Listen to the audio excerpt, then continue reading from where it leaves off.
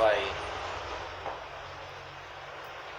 voltar a falar dos 5 escândalos, né?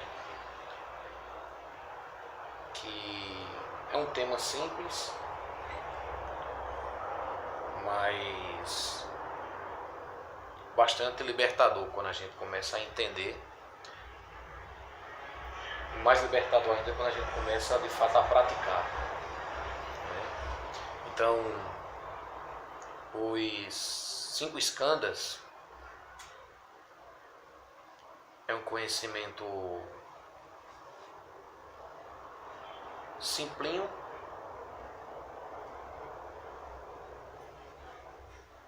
mas que você precisa fazer a associação com sua vida o tempo inteiro, não só aqui e agora, né? Existem alguns textos, né, alguns sutras de Buda que falam sobre esse tema, e também alguns professores do Dharma que escrevem sobre ele.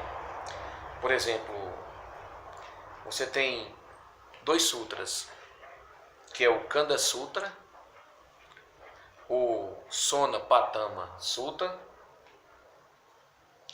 e além disso tem o Sutra do Coração, da Sabedoria Completa. E esse texto você encontra ele facilmente no site do Acesso ao Insight.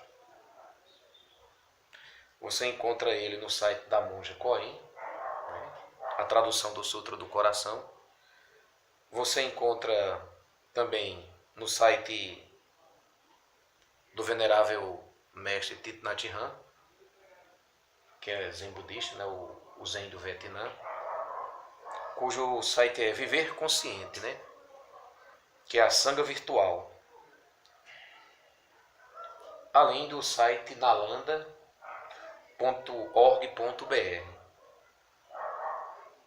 e outro site, nossacasa.net. Então aqui algumas referências para caso alguém deseje procurar. O ponto central do tema de hoje é o seguinte: é a natureza Buda versus os 5 skandhas, né? Então, o que são os skandhas, né? Primeiro, a palavra skandha significa amontoado, pilha, monte, agregado. A palavra skandha significa isso, agregado, um conjunto de coisas. E os skandhas, que no hinduísmo se fala e no budismo também, com algumas diferenças.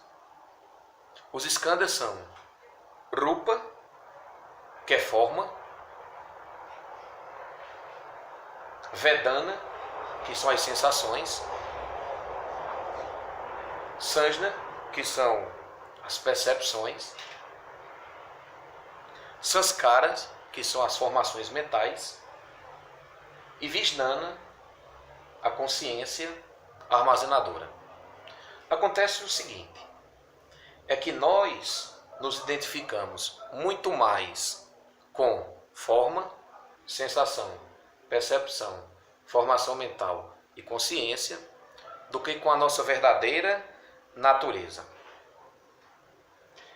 A gente jura de pé junto que somos os 5 skandhas e que não temos a natureza dos mestres iluminados, de Buda, de Jesus ou de qualquer outro.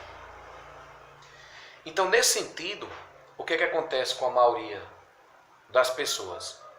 É que elas passam a vida inteira desperdiçando a energia com coisas que não contribuem para elas acharem a verdadeira natureza, a sua natureza original. E o fato da gente viver desse jeito, sendo irresponsável com os aspectos mais profundos, é caro o preço que a gente paga. Como uma depressão, como irritação, ansiedade, falta de concentração, falta de sabedoria para resolver os problemas quando a vida manda e também quando a gente cria.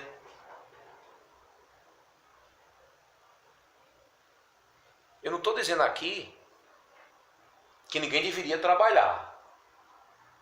Não é isso que eu estou dizendo. Mas a gente gasta pouco tempo da vida com coisas que de fato importam, que é o nosso mundo interno. Que é o nosso mundo interno. Então a gente fica preso nesses 5 agregados, nesses amontoados. Eu até estava falando ontem o seguinte, que esse tema, por mais simples que ele seja, é muito difícil de você acessar as pessoas. Porque elas estão com a mente confusa, jurando de pé junto que são os 5 agregados, e não a natureza de Buda ou a natureza de Jesus. Então assim, nesse aspecto, uma mente confusa, ela não sabe nem que a mente Buda existe, o que dirá ser ela.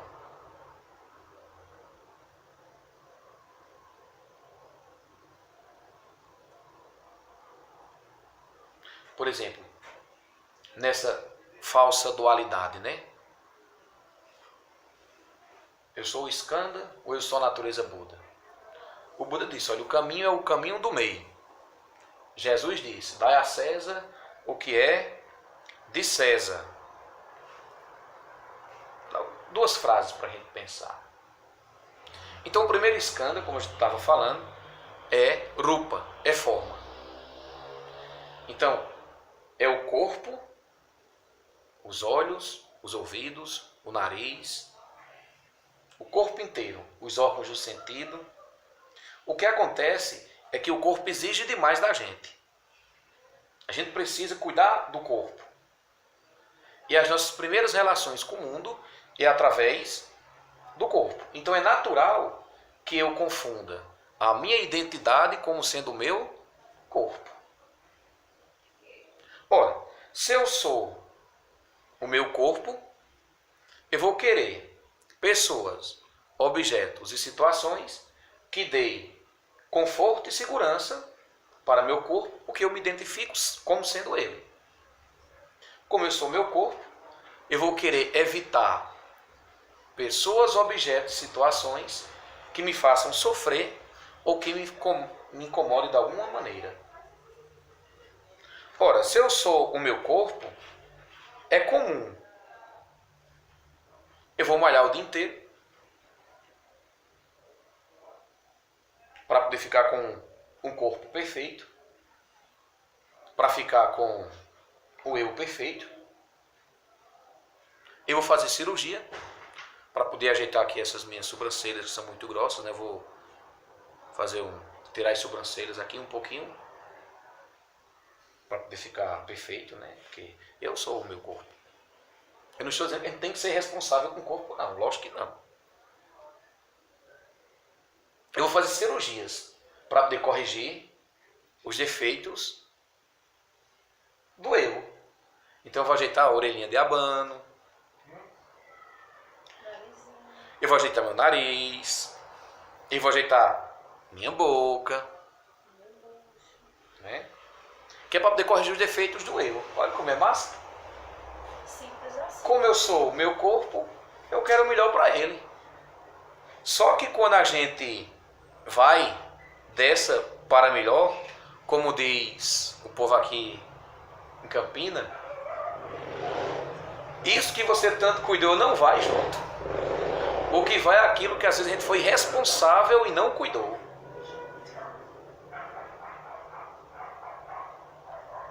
Então, como eu acho que sou meu corpo, é simples.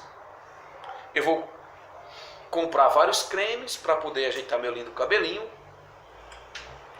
Eu vou comprar um super Presto Barba, uma lâmina, para poder rapar esse meu cabelinho. Afinal de contas, eu sou o meu corpo. Né? E é lógico que eu vou me relacionar com pessoas que têm essas mesmas preocupações. Aí se formam as comunidades, as tribos, reais ou virtuais. Por exemplo, a gente não considera a impermanência, na maioria das vezes. O mestre Dogen, ele tem um texto, o texto é o significado da prática iluminação. Nesse texto, o mestre Dogen, ele fala o seguinte: não se pode confiar na impermanência. Não sabemos quando nem onde nossa vida transiente terminará. Nossos corpos não nos pertencem. E a vida, à mercê do tempo, continua sem parar, nem por um momento. Assim que a face da juventude desaparece, não é possível encontrar nem mesmo traços dela. Quando pensamos cuidadosamente, descobrimos que o tempo, uma vez perdido, nunca volta. Frente à impermanência, nem reis, ministros de Estado, parentes, servos, mulher e filhos, e joias raras podem nos socorrer. Devemos entrar no reino da morte a sós, acompanhados apenas pelo nosso bom karma ou mau karma. Então o que Dogen está falando aqui é que a gente às vezes valoriza muito o aspecto físico, o aspecto material, nem sempre observa o quanto a vida é rápida, passageira, acaba indo dessa para melhor e não contribuiu para uma próxima existência.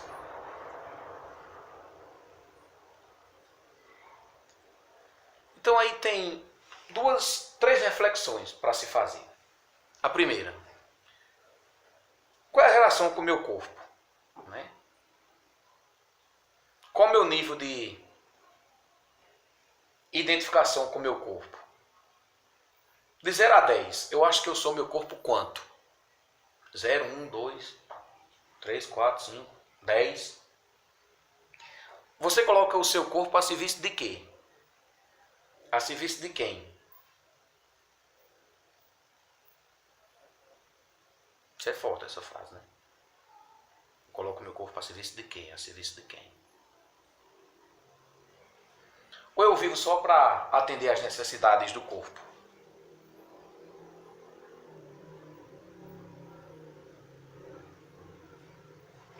Primeiro agregado, rupa, forma. São essas reflexões. Segundo agregado, sensações, vedana. No livro A Essência dos Ensinamentos de Buda, Thich Nhat Hanh, ele escreve o seguinte: existe um rio de sensações dentro de nós, e cada gota desse rio representa uma sensação. Então, quando a sensação brota, ela traz uma suposta realidade. Na hora que a sensação brota, parece que uma coisa que aconteceu há 15, 20 anos, quando aquela sensação brota, parece que está acontecendo tudo de novo. Então a sensação brota, a gente se identifica com ela e, infelizmente, para quem não tem a mente atenta, vai dar força e vai seguir as orientações daquela sensação que está no comando. Então, se for uma sensação de raiva, eu vou agir com raiva. Se for uma sensação amorosa, eu vou agir com amorosidade. Se vier alguma coisa de desconfiança, eu vou agir com desconfiança. Então é importante que quem de fato pratica fica alerta ao corpo e às sensações quando elas brotam. Porque quando a sensação brota, ela vem com força, e se a gente não tiver cuidado, atenção plena, a gente vai agir obedecendo aquela o quê? Aquela sensação. Por isso que se diz,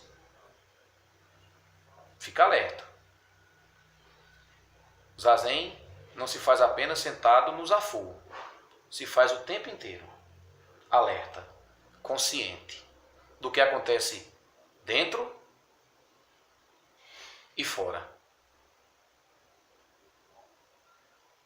Então já deu para perceber que a tendência é que a gente vá agir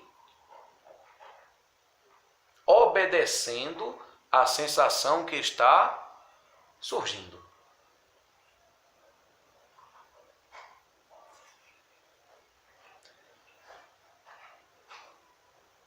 Thich Nhat Hanh ainda diz o seguinte.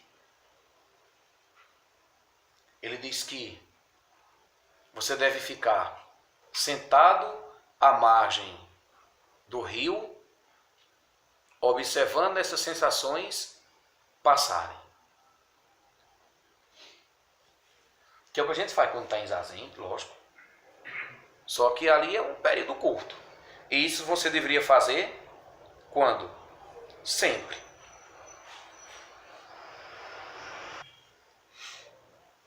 No Parinirvana Sutra, que a gente já leu aqui várias vezes, o Buda diz o seguinte: vocês que mantêm os preceitos devem controlar os 5 sentidos.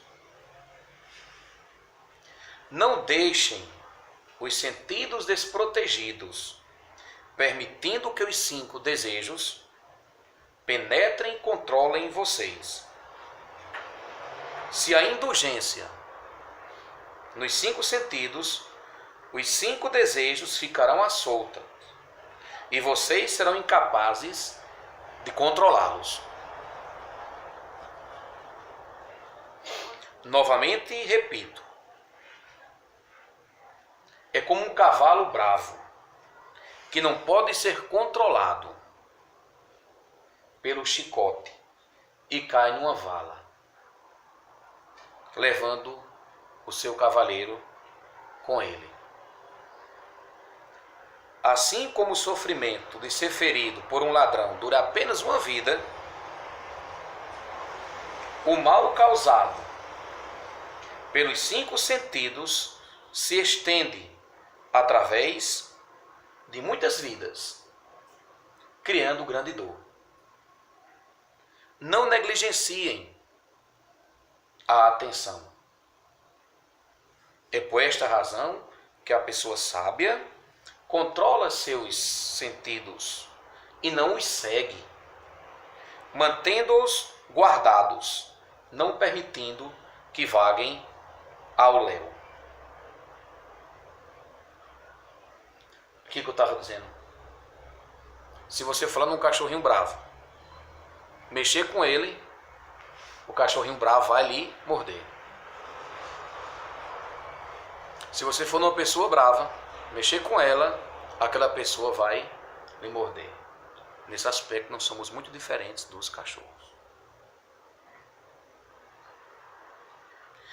Aí alguém pode perguntar: por que algumas sensações são mais fortes do que as outras? Ou seja, por que será que uma pessoa tem mais uma sensação, um padrão de sensação, e não é a mesma da minha? É simples. As pessoas têm padrões de sensações diferentes porque elas alimentaram aquelas sensações de maneira o quê? Diferente. No Dhammapada, que é esse livrozinho aqui, bonitinho. A outra parte do rosto é o Buda que é em você. O Buda disse: o desejo desmedido estrangula o homem imprudente, como a trepadeira devora a árvore a qual se agarra. vida após vida,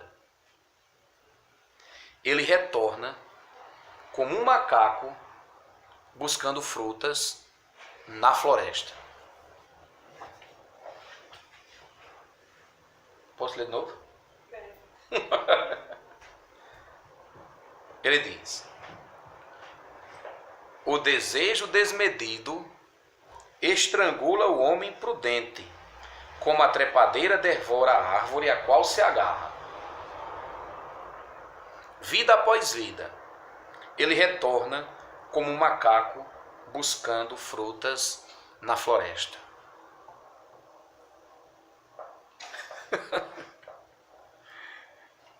Eu estava dizendo, no Dhammapada o Buda não alisa muito não. Ele vem com uma força assim, para cortar mesmo.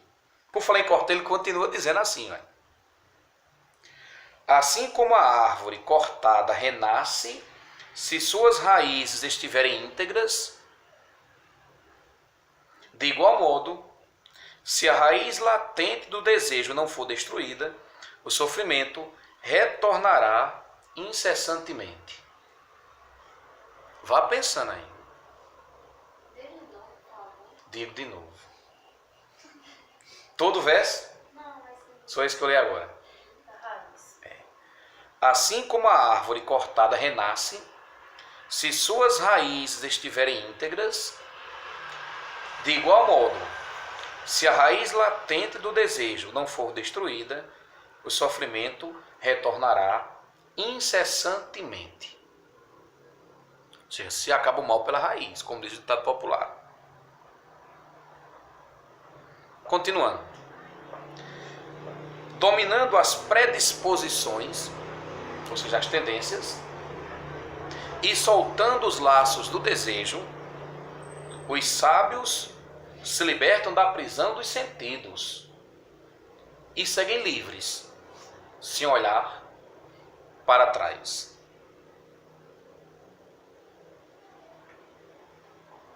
Ou seja, você não tem um desejo, você não tem algo para me prender, eu simplesmente vou. Se olhar para trás. Aí o exercício né, a tarefinha de casa. É você notar, cada instante, qual é o tipo de sensação que brota. Então perceber qual é o seu padrão emocional. E perceber o seguinte, sob efeito daquela emoção, qual teria sido a sua atitude se tivesse respondido a ela? Que exercício bom, viu? Você não paga nada por esse exercício.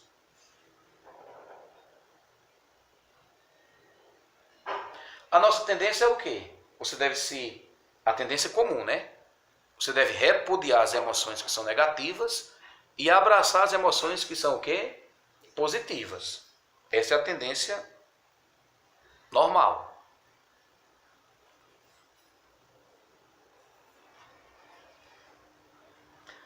O ideal é que você simplesmente observe que a sensação, ela surge, a sensação se estabelece e desaparece. Quando a gente age,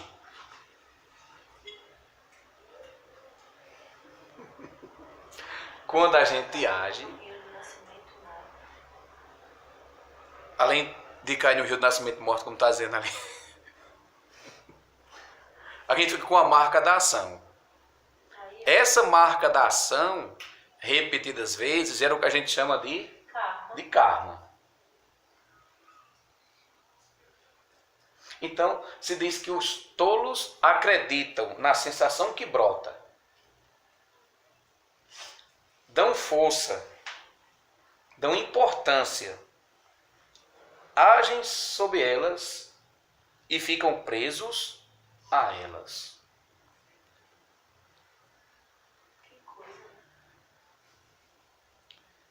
É aquela história do presente, de novo. Não sejamos tolos.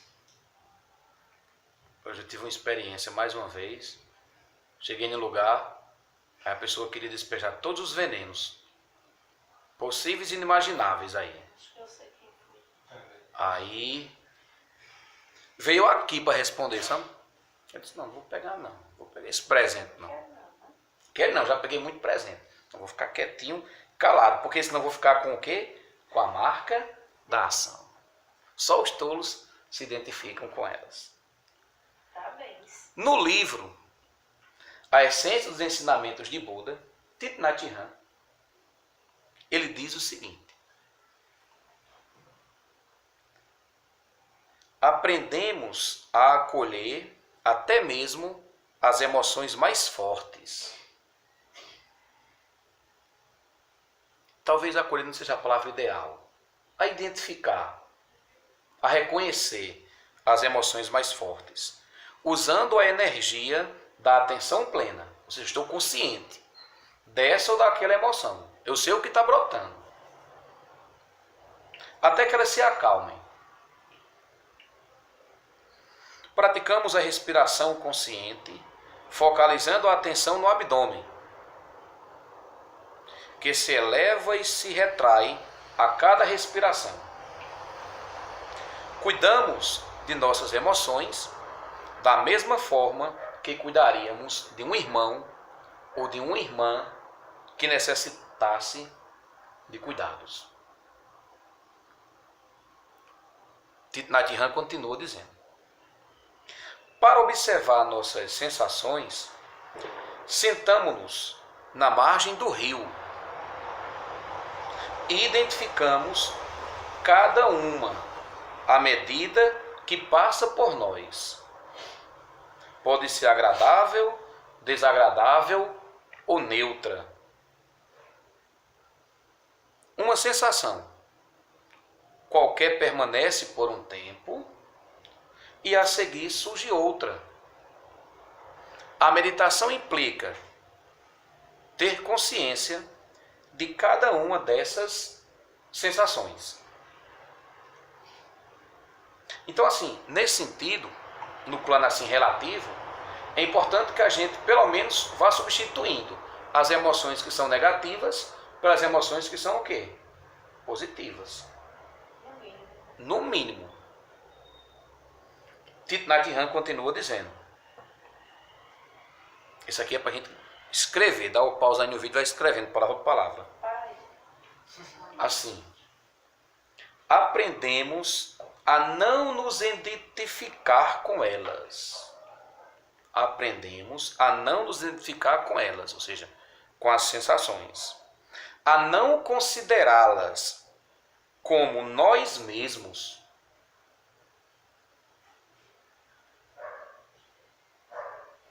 A não nos refugiar nelas e a não morrer por causa delas.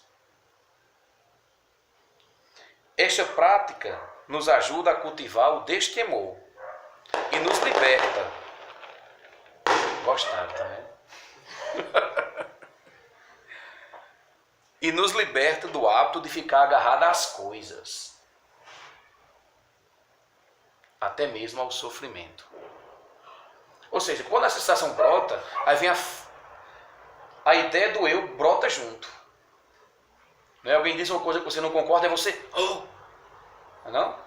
Ou então alguém chega e fala uma palavra mansa assim, aí você fica todo melado, todo o eu forte. Estão gostando, tá vendo aí? Então, forma, sensação e o terceiro skanda, percepções. Sanjna. A percepção é como vemos o mundo. Percepção é como vemos o mundo. É como percebemos o mundo. Lógico que essas percepções elas não brotam naturalmente. Né? Essas percepções elas são o quê? Elas são construídas. Elas são construídas, elas vão ganhando base, vão se solidificando. Então percepção é como eu quê? Como eu vejo. Essa percepção ela é construída de três maneiras. Pelo menos de três formas as percepções são construídas. Primeiro, pela convivência com família e amigos. nessa convivência, a gente pega os valores. Então são valores que estão sendo o quê? Estão sendo construídos. Seja nas relações familiares, ou então com quem? Com os amigos. Então é algo muito coletivo também. E também pela cultura que estamos inseridos. Ou seja, a forma de olhar o mundo, a forma como eu percebo o mundo, tem muito da minha cultura também. Isso é interessante demais. E eu, como professor de geografia, eu tenho esse exemplo para dar. Lá na escola, quando chega um aluno intercambista, a primeira coisa que eu faço é: quero saber como é que ele ou ela pensa o mundo. Porque a percepção da gente tem muito a ver com a nossa cultura também. É aquele exemplo da casca, da cebola ou do repolho. A gente vai tirando casca por casca, escanda por escanda e vê o que tem lá dentro. Então, um exemplo dessa questão da cultura. Eu gosto das comidas que minha cultura gosta. Não é não? Eu gosto de pamonha, canjica, milho verde, macaxeira, tapioca, carne de sol, seja o que for. Uma vez a gente levou o pessoal para jantar num restaurante japonês. O pessoal não era muito chegado não, mas foram, né? O pessoal é educado. Aí chegando lá,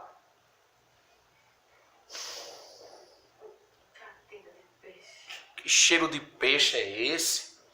E cadê o feijão? Cadê o feijão? Porque é a cultura. A gente come não pelo paladar, a gente come com a cultura. A gente come com essa percepção. E a terceira forma que surge essa percepção é quando a gente começa a ler. Quando a gente começa a ter autonomia de leitura, a gente começa a diminuir um pouco. Pode diminuir um pouco a influência familiar, a influência cultural. Porque a gente vai o quê? Vai cultivar uma nova percepção. Então tudo isso cria e molda como eu vejo o mundo. Aí tem uma dicasinha aqui. A percepção, ela sofre influência de dois fatores. A percepção sofre influência de dois fatores. Primeiro, das sensações. Nossa, que sensação maravilhosa. Se a sensação eu achei maravilhosa, eu vou ter a percepção de que tal coisa é boa. E dependendo do nível, eu até desconsidero o que há de negativo. Agora, se eu acho que uma sensação é negativa,